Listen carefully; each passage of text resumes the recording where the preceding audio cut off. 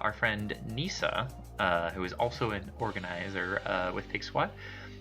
They are going to be giving a presentation on the convergence of crafting and game development, which yields a lot of interesting results. And I would very much encourage you to take some screenshots of some of these images that they share in their slides as like potentially game jam prompts, because there's a lot you can learn in a game jam time frame. There's a lot you can learn from relating non-games things, or I guess I should say, as Nyssa will prove, games adjacent things more directly to games. So everybody, please, let's give a digital round of applause for our friend Nyssa. All right, take 27. Hi, welcome to my talent talk about crafting and gaming. I'm Nyssa, and my life mission is to become an NPC shopkeeper with a variety of magical wares with which to tempt adventures in off the road into my low-lit, dust-filled apothecary. But for now, I'm going to talk about crafting and gaming and possibly convince you to add a little bit of physical crafting into your game development process. So first of all, what is crafting?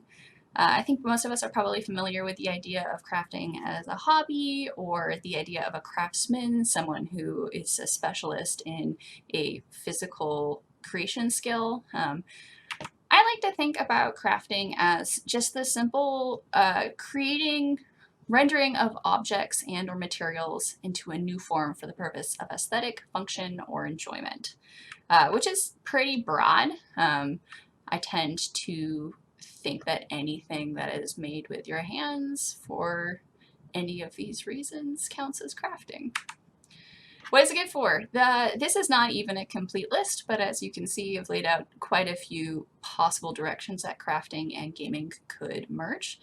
For the purpose of today, though, I'm only going to talk about 3: tabletop gaming and LARPing, custom gear specifically for virtual reality and VR gear, and crafting as gaming, which I'll get into a little bit more at the end. Tabletop and LARPing.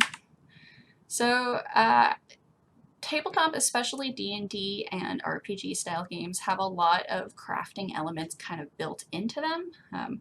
Not necessarily, but if you think about like a standard D&D game, you got dice, you got a play mat, you got minifigures, you maybe got a dice tower, there's specific player cards. There's a lot of possible physical material that could be made for a D&D or RPG style tabletop game. Also prototyping for either board games or for a digital game that you just want to test your gameplay on ahead of time, or for things that have non-standard parts. That's a really big one for me. It's thinking about, like, is this object that I'm going to include in my board game something that can be manufactured by somebody that I'm going to have printed, or is it going to be more of a personalized thing? And then the very last category I put in here is paper games, which I don't think necessarily is tabletop, but I'm going to talk about it anyways. So this is a dice bag I made a couple of years ago, and I wanted to share because I thought it combined both a couple of really practical elements of D&D tabletop play and a couple of aesthetic elements that put it into the crafting world. So this is screen printed, and when you lay it out flat, it is a 1x1 grid. There's also a magic throwing circle around the outside, but I'm not going to get into that today. So it's the practicality of it is like it holds your dice. It could hold a handful of minifigures. It's not huge, but it's large enough to be a practical carrying device. And then it's also very aesthetically, it's part of the D&D fantasy world. This feels like something that maybe a wizard or one of the other fantasy characters would be carrying, which enhances the gameplay in and of itself. Maps are probably one of the first things people would think about when they start talking about like crafting things being made for tabletop games. This one is a little bit extra as far as the like design of it. It's encrypted to oh, I gotta slow down for a second, I'm sorry. This is a Marauders map that I designed in college that is encrypted to a cipher of the "I solemnly swear I'm up to no good" phrase, and these tabs can be like moved back and forth, and they have to be laid down in the specific order that the cipher dictates. Otherwise, you'll just be like walking in circles or running into dead ends. This is a couple of different games that I have made on teams for game jams, and the one on the left I think is a pretty good example of a full-blown prototype of a game. Like this could be used for a pitch or for like full game testing with like a select audience. And it falls into crafting for me because even though the assets were designed as two-dimensional digital assets, we printed them out, we had to glue them down and cut the cardboard. This hexagon in the top left corner is a hexaflexagon, which has like a three-dimensional movement to it. So there was a lot of handwork involved in producing this prototype. And then the object on the left, or on the right, kind of at the foreground of the photo, is it's like a turn rolling timer kind of, but it involved a lot of kind of piecing together various different board games and objects that we had. That was for the bootleg game, and my team decided we were going to do a bootleg board game of like 5 different board games Frankenstein together. And that is pure crafting. You can't necessarily replicate that across other platforms. It's just physical. This is actually one type of paper game. There are plenty of other types of paper games, from paper dolls to like numbered origami folding stuff. These are the cootie catchers or fortune tellers, kind of depending on where you grew up, the different names for them. Very, very simple game mechanics. You fold them into like 3 different sections, and then based on the numbers that you select, you kind of like swoosh them back and forth. I have clearly made quite a few of these. This is not even the complete portfolio of them, and I really like these as like an idea of crafting and gaming meeting because they're super simple mechanics. It's frequently like not necessarily a sensical game that you're playing. It's more of a meditative practice, and I think that's one of the really awesome benefits of physicality in games. Crafting for LARPing. So the LARPing experience is largely based on like an immersion of a player into a story, which for me involves garb or costume, props, items within the game that you have to interact with, the stage or environment that you're in. When I was in college, when I was in high school, we used to LARP on a college campus in an old science building, and let me tell you, not the most immersive experience ever. So stage and world building I've also put into this environment. And then escape games, because escape room games are heavily dependent on the objects and environment around them, and most of that stuff has to be built out physically. These are a few items that I would categorize within the LARPing field, even though they weren't necessarily constructed for the purpose of LARPing gaming. So a quiver that I made because I was getting into archery. Have not gotten that much into archery. And then a handful of lantern designs that I've made and sold over the years, along with other D&D and tabletop merch. Gear and XR, or extended reality. So custom gear for me usually falls within the range of like mods, alt control, and hardware for other controllers. I know that there are other subsections of custom gear design, but I'm not even really going to get into these, so I didn't want to include any extra case studies I wasn't going to bring up. I should cut this bit out in post. And then extended reality is kind of this weird, tricky subset of hardware at the moment because things are in really rapid development, but I am a fan of what I would probably call analog VR, so using the simplest possible materials and usually really old technology to try and accomplish the same effects that a virtual reality headset of the modern era would. We're going to start with mods and analog virtual reality though. I don't do mods very much, even though I adore circuit board work. So the one example I decided to pull up was I took this old AM/FM radio that only got conservative talk shows and baseball reception, and I ripped out the entire soundboard and got a new amp board and I basically set it up to be a Bluetooth speaker, which is, I know, not necessarily gaming, but it's the same sort of ability to manipulate your existing resources into a new form. And then on the right, this is an anaglyph print, which I put into the category of virtual reality. This thing that you're kind of looking at here is a, like, what are those posters called? Like the Where's Waldo type posters? Yeah, that seems accurate. A seeing eye? I know that's not accurate. A Where's Waldo poster. Where you can put on the glasses and certain elements of the illustration would pop out more than others, allowing you to kind of narrow in on the different sections a little bit more. So it's gaming in that you are playing a game with your eyeballs. So this is kind of where I feel like gear and virtual reality start to merge in practicality for me. This is a phone case that I designed before I went on a trip with my mother. No, after I went on a trip with my mother because I realized I needed this. This little bar is a virtual reality phone camera that can plug into your phone.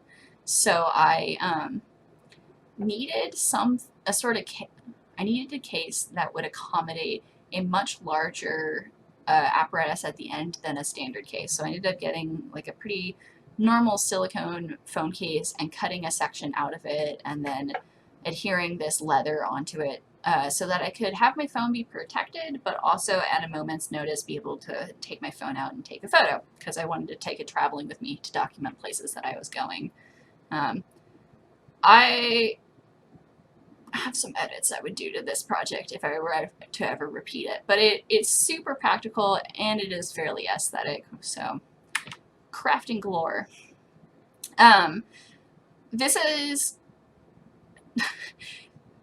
was kind of the aha moment for me with crafting and virtual reality gear. I got 37 Viewmasters at a thrift store because I was sure I would need them for something at some point.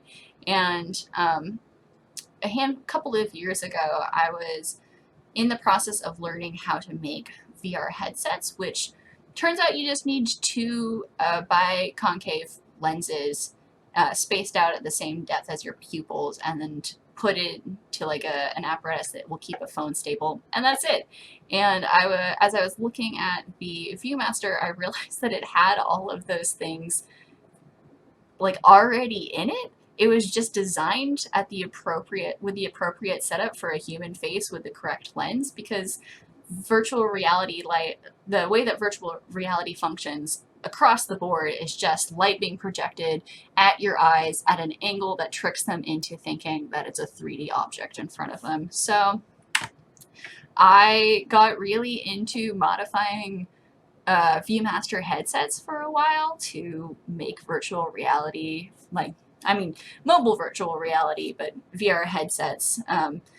This is, I don't know how practical it is, but it's certainly a very aesthetic and upcycling craft. I find it really, really satisfying just in how it kind of takes this viewing toy from the last generation of games, I guess it's kind of a game, and manages to accomplish the same thing with just the tiny update of making space for the cell phone. This particular one is one that I made for my dad, who's really into old action movies and like kind of the Tron era stuff. So being able to like sculpt it with all of these lines and paint it out into something that I knew he would find like both funny, and he's a big VR person, so practical for him, was really delightful. I had fun with that one.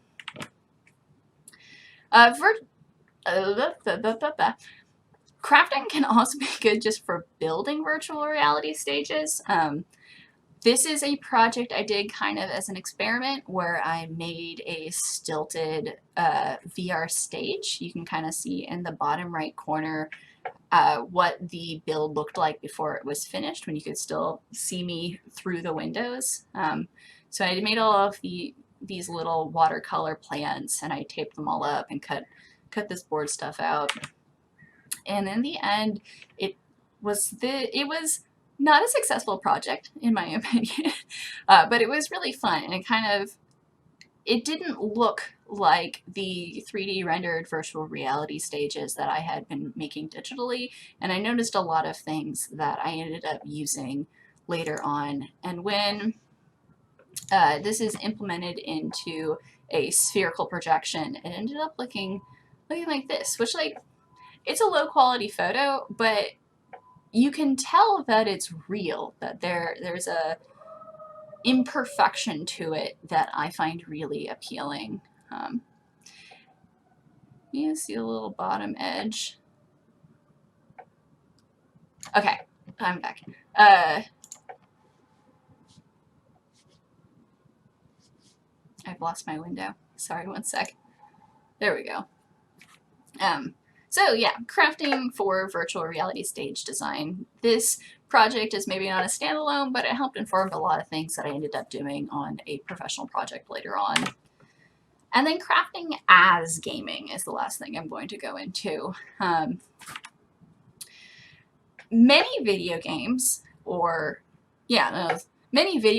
have some sort of crafting system built into them. I'm talking about, like, when you get a piece of wood and a rock and you can combine them to make a hammer sort of idea.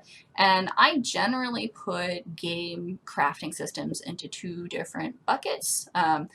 The first being, you have a list of items or tasks that you need to complete to continue on in the game. So you have to go and acquire enough wood and stones to make the hammer you need to break the glass window that you have to climb through.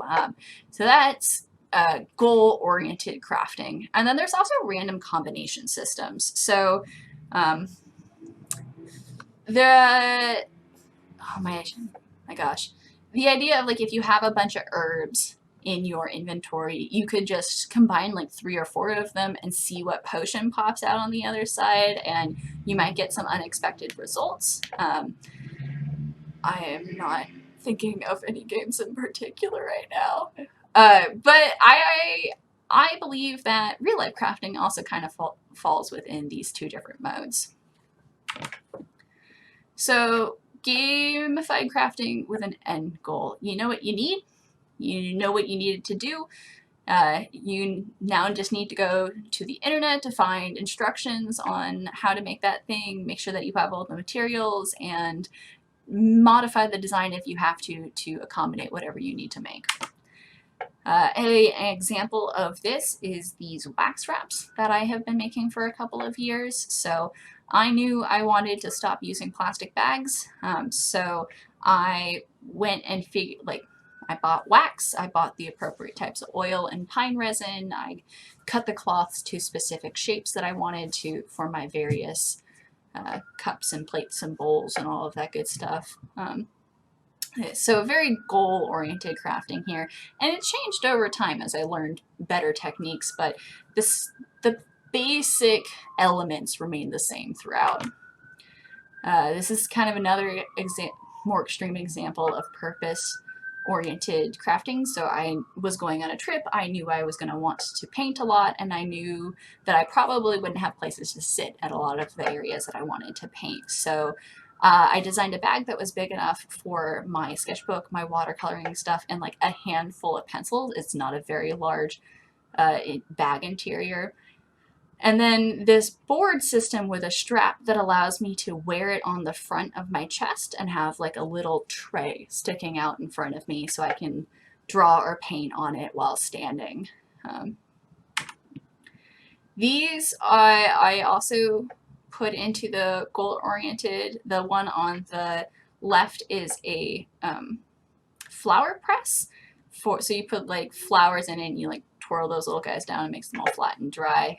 This was a gift for my younger brother, who's very, very into Jurassic Park. So I knew I wanted to have a lighter wood so that I could make the bone sort of material pop out against a stain. I knew that I needed to have like this particular type of butterfly nut, and the size and thickness of the boards for the like strength to crush all of the flowers that would go inside of it.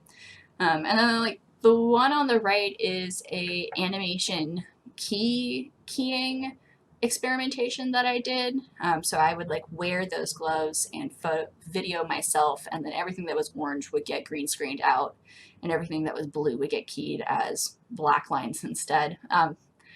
That project didn't end up going anywhere, but the ability to experiment with physical material and kind of have a grasp on like, I need oil paints because it's going to go onto this surface and I need it to not crack, and I need to be able to, you know, maintain them safely over a period of a few weeks while we're doing the video shooting. That sort of physical experimentation was really useful in the process. And then my favorite, the random combination effect. This is the seeing what you got, the chopped style creating of objects and game materials. So this bracelet on the left, I had a bunch of bangles, still have a bunch of those bangles. I had a plastic snake, and I just smashed them together until I got something that I enjoyed, which I use it quite a lot now. On the right, these are both drop spindles, which are like a fairly old-fashioned way of spinning yarn or thread. I learned how to use a drop spindle with a bunch of like rules and standards, and there are like several specific designs for drop spindles. It's a very fun practice, really tedious, but in kind of a meditative way. Both of these, I made both of the drop spindles, and both were kind of a like, I'm bored, I guess I'm just gonna start, you know, combining this long piece of metal tubing I have with a, I think that's a Christmas ornament that I ended up filling with like moss and little stones and stuff. And then the wooden one, I like really wanted to carve something, so I started carving a wand, and then I changed my mind, and then I ended up with a drop spindle at the end. And similarly with the materials that I'm spinning on them, not necessarily traditional things to be using it with a drop spindle. The one on the left is moss and bits of an old scarf that I had that I wanted to see if I could make moss yarn. Not as successful. And then the one on the right is plastic bags. I'd seen a handful of people make variations on pline or plarn, plastic twine or plastic yarn, and I just kind of had a moment of, I wonder if I could spin it on a drop spindle. The answer is yes. It's very satisfying. This on the left is a shit palace that I made for my cats to go over their litter box in the bathroom because I could not stand looking at it anymore. I had roommates move in fairly recently, so we had a bunch of cardboard boxes laying around, and I just kind of started taking duct tape and pieces of linoleum tile to it until I had something that I was like kind of okay with. And then on the right is a pincushion I made of that cat that you see in the bottom of the photo. Because I just wanted to felt something, and he was laying next to me on the couch when I started making it, and so very slowly it became cat-shaped, and then I put pins in it, and then I was like, oh, I want this on my wrist, so I added a leather strap to the bottom. Really free-form thought process that yielded something that I think is both really cute visually and super practical. I use it all of the time. So crafting in and of itself is really physically stimulating. I'm particularly fond of things that involve putting my hands into large batches of like rice or baking or bath bomb making materials. I really like making the wax wraps because they are like have such a physicality to them. It activates parts of your brain that are both associated with like problem solving and puzzle solving, but also like drawing and visual creativity and engineering and gameplay design if we're talking about stuff like the mat or the I can't remember what I put in my presentation now, like the mat.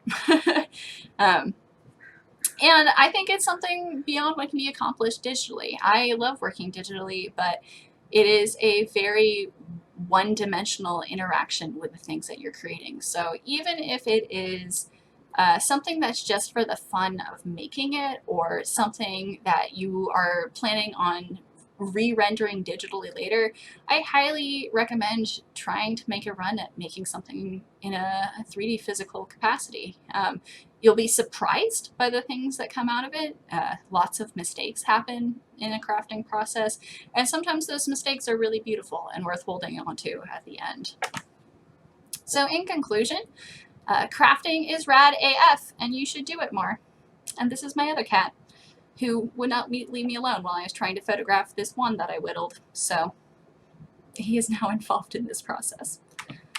Also, you should go to Scrap PDX. It is a resale art supply store on Burnside, kind of near the soccer stadium. I think they're doing like outside sales right now, but everything is really affordable, and there's a lot of really unusual, unexpected things there that might spark something, an idea or a solution to a problem that you've been encountering.